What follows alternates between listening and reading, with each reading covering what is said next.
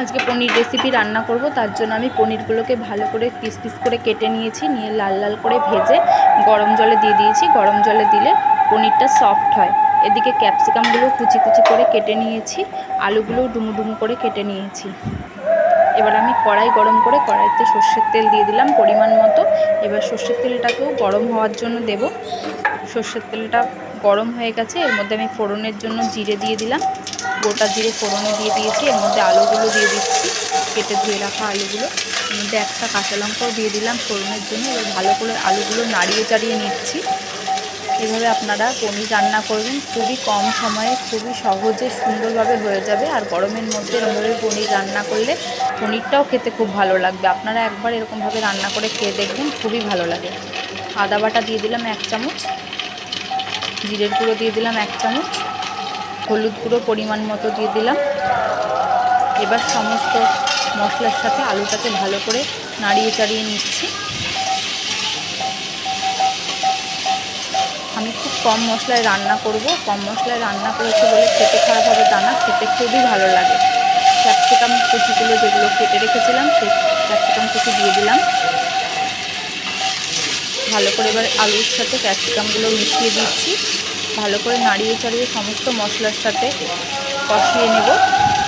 কষানোটা যাতে ভালো হয়, আর আমি কষানোর সাথে সাথে আলুগুলোকে সিদ্ধ করে নেওয়ার চেষ্টা করব। ওই জন্য আমি আস্তে আস্তে কষিয়ে নিচ্ছি। টমেটো কুচি দিয়ে দিলাম। এবার টমেটো কুচি দিয়ে ভালো করে নাড়িয়ে চাড়িয়ে নিচ্ছি। লঙ্কার গুঁড়ো দিয়ে দিলাম, শুকনো লঙ্কার গুঁড়ো, খুবই কম পরিমাণ শুকনো লঙ্কার গুঁড়ো দিয়েছি।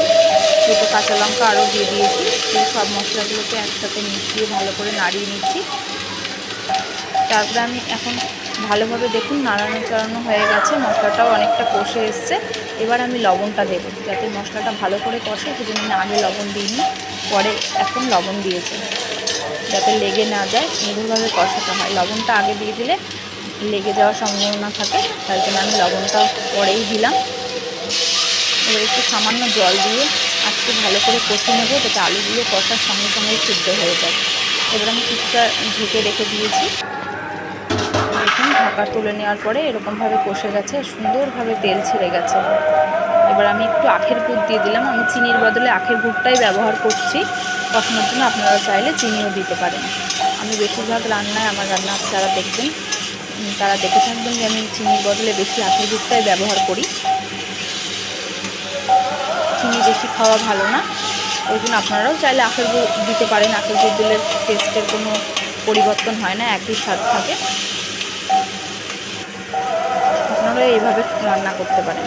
পুরো মশলাটা সুন্দরভাবে কষে গেছে। এবার আমি পনির, যেটা আগে গরম জল দিয়ে ভিজিয়ে রেখেছিলাম, সেই পনিরটা ঢেলে দিলাম, আর সামান্য কিছুটা জলও দিলাম।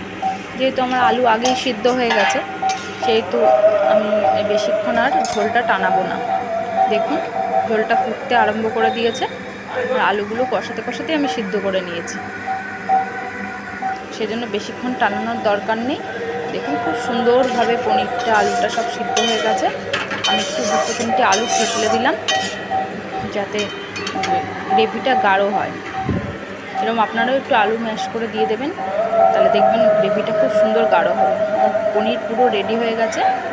আপনারাও খেয়ে জানাবেন কমেন্টে কেমন হয়েছে।